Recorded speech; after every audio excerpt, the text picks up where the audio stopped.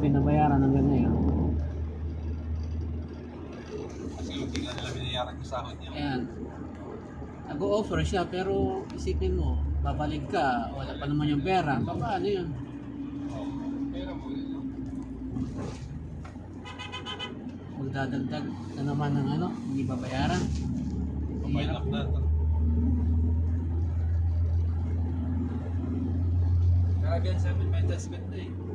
Oo. Oo, sa Tuesday. Kailan daw? Anong judgment? I mean, Pero yung sa case namin sa... Panalo na yung panalo case. na. Kaso lang, On due process pa rin yung proseso. Hindi na magpo-force yung BOM na bayaran. Due process na. Government na ano. Hindi pa rin kayo ito, diba? Sa... Government na magpo-push sa BOM sa sponsorship.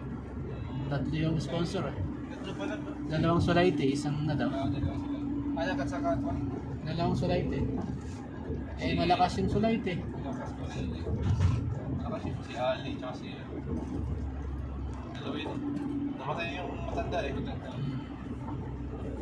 Si Ali, tsaka si Kamis. Kaya kung yun nga tama yung sinasabi sa atin na ano na kung gusto nila mag-move forward na ayusin nila pero kung ano hindi.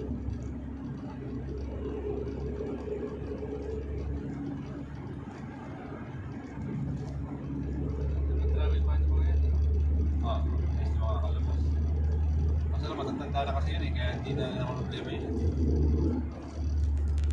Hindi din sila makabalik sa kanilang bansa, nagkagera eh. Hindi na daw. Wala, si Mr. Ahmed, ano na yun dito, residence na yun dito. Patari residence na yun. Na national na siya. Binigyan na siya.